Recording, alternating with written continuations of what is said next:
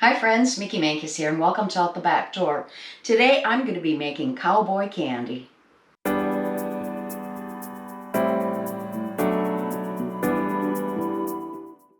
If you like a hot and spicy treat with a little bit of sweet, I think you'll really enjoy this.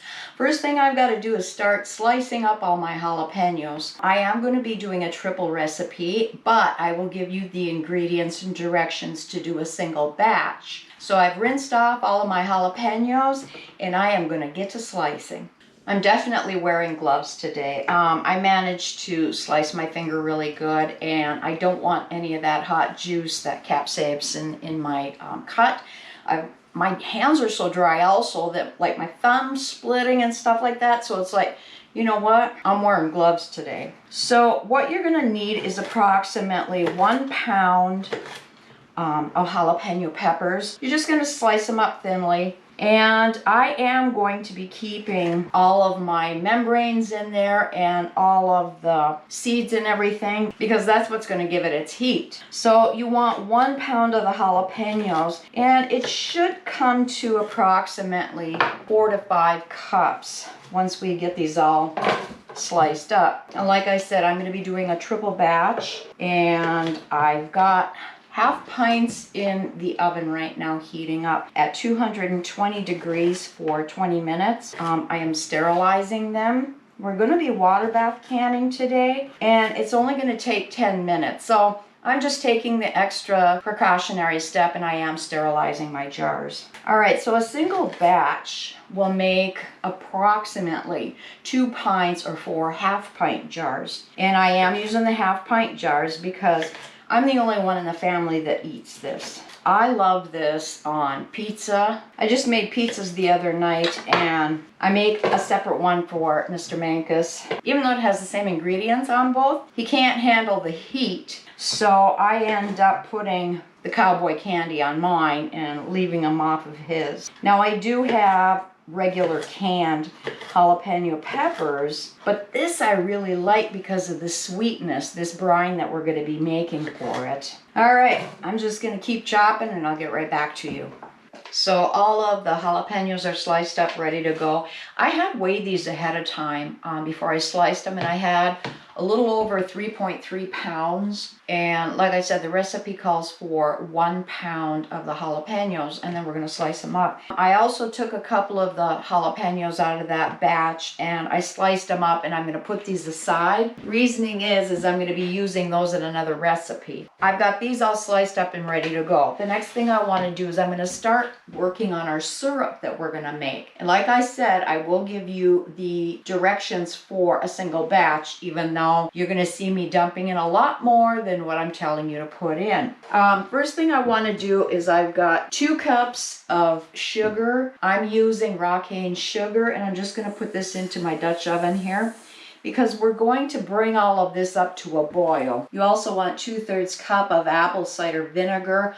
Please, when you're using this for canning, make sure that you're using store-bought so that you know for sure that it's 5% acidity or higher. I've got my own homemade apple cider vinegar, and I mean the pH level is extremely low, so I know it's really acidic, but still, I don't want to take a chance, so I am using store-bought. So that's 2/3 cup of the apple cider vinegar. Also, I've got turmeric. You want to use 1/4 teaspoon of the turmeric powder. I'm just going to put that in. I also have 1/4 teaspoon of celery seed. Now you're going to recognize a lot of this is kind of like a pickling type recipe. Also, I have 1/4 teaspoon of cayenne pepper.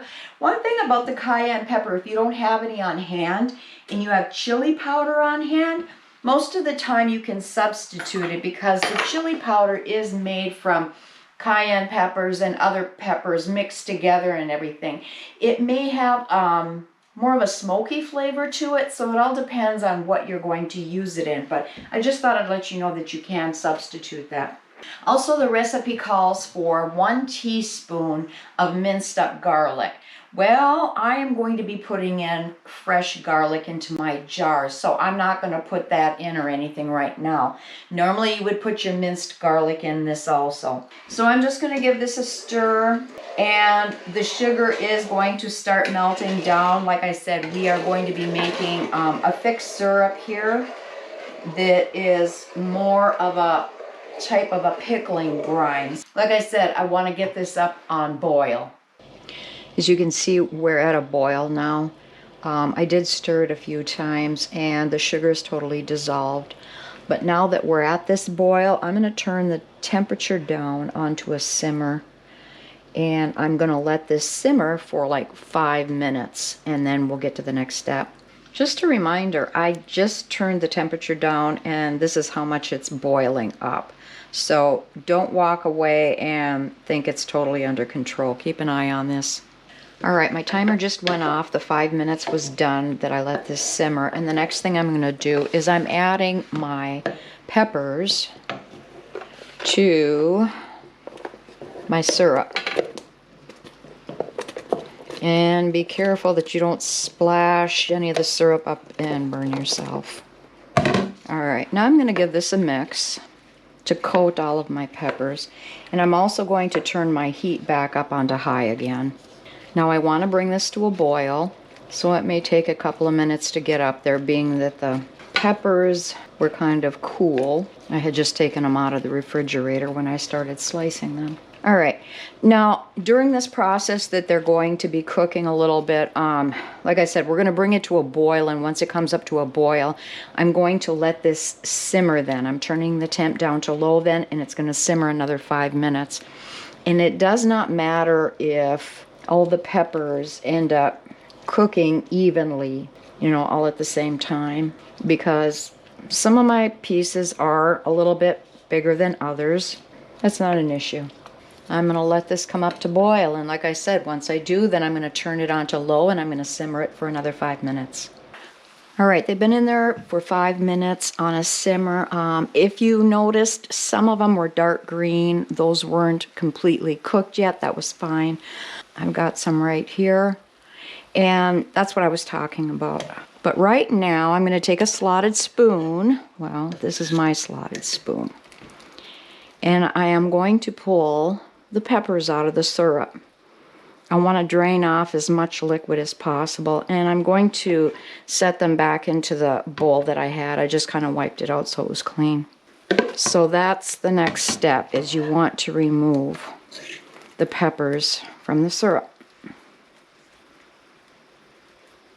As you can see, they did cook down quite a bit, but I have gotten all of the peppers out of the syrup. And now I am going to turn this back up on high. I want a hard boil, and I'm going to hard boil it for 5 minutes. So it came up quickly.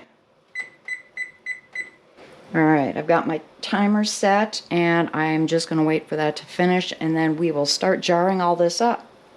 The syrup just finished boiling hard for 5 minutes. I am going to start spooning my peppers. They want to stick together. The syrup's really sticky because of the amount of sugar in there. But even though I said that I had over 3 pounds of peppers, I don't think I'm going to get as many jars as anticipated. Now, I haven't made this for like 2 years, so when I kind of go that long without making something, I don't always remember exactly. I should have taken better notes. And I am going to need to remember to add my garlic. I'm going to put like 1 garlic clove in each one of my half-pint jars because I really like garlic. Like I said, I'm the only one eating this. Now, besides putting this on pizza, I like putting this on sandwiches. Kind of like a Dagwood sandwich, where it's piled full of everything, and I'll put this on here. I'll also add these on to like burgers. It's good on brats or hot dogs.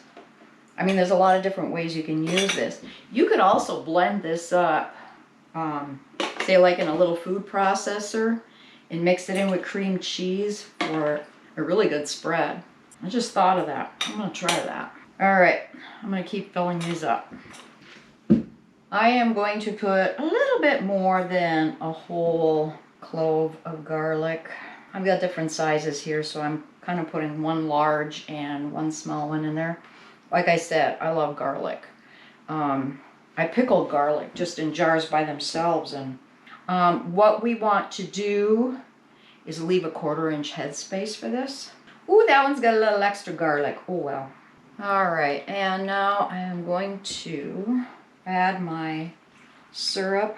Now, like with any other type of thing that you would pickle, say if you're using cucumbers and making pickles, dill pickles in particular, or if you're pickling vegetables, you usually have to wait 2 to 4 weeks before digging into them, because then you will arrive at a really good flavor. You're going to wait. You're going to let them age. You're going to let them suck up all those delicious juices and mingle their flavors. So if I recall the last time I did make this, I was really running short on syrup. And I think I may have had an extra jar that I just stuck in the refrigerator because I didn't have enough to fill it up. And this time, it appears that I'm going to have an excess amount of syrup, which I'd rather have too much than running short. But the syrup amount that I did put together was for 3 batches. Well, I'll definitely make another batch of this fall when my jalapenos are ready to harvest. I grabbed these from Aldi's when I went on my Aldi haul. They were like 98 cents a bag for, you had 5 or 6 good sized jalapenos in a bag, so that was a good deal. You do want to make sure that you're debubbling your jars, get all those air bubbles out. And as I mentioned, we're leaving a 1/4 inch headspace on these. We are going to be water bath canning. And I realize you see my pressure canner sitting out, but I'm going to be using the pressure canner a little bit later for something else, and I didn't want to haul out hot water bath canner. Make sure that you're wiping your rims down really well, especially with this super sticky syrup. All right, so I do have water in my pressure canner right now heating up for the hot water bath. So these are going to be ready to go right in. All right, place my lids on. Now this will be fun for me when I take these out because I'm not used to hearing, you know, my jars ping when I remove them from the canner, being I use tattlers all the time. Okay, I'm going to get these into my canner. I'm going to bring it up to a boil, and once I do, I'm going to process for 10 minutes. And once that's done, then I can take the jars out.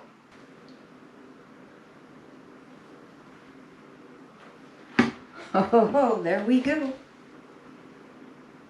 I know, don't play with the jars when you just set them down, but just wanted to show you. Here's our Cowboy Candy. All right, so I'm just going to let these cool and hopefully hear all of them pinging, singing, all that good stuff, because like I said, I'm not used to that when I'm using tattlers all the time. Once these cool, I'll double check and make sure that all the lids pull down. Like I said, I'm not used to that using tattlers. I just wait until like the next morning, if you know, a 12-hour period or whatever, and I take the bands off and then I pull up on and make sure that the lids aren't coming off. That's how I check tattlers.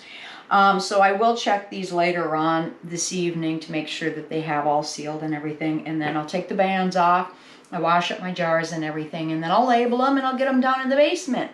Now, being it's the end of April while I'm doing this, I'm going to have to wait until the end of May before I start digging into them. But like I said, this is with any type of a vegetable or anything that you're doing that you're pickling. It is always recommended that you wait 2 to 4 weeks in order to dig in, because then you're going to get the best flavor. So anyway, there's the Cowboy Candy. I hope you give this a try, and I want to thank you for joining me today on this little video. And if you did like it, please give me a thumbs up and share. If you have any comments, leave it below. So until next time, I hope you have a wonderful day. God bless.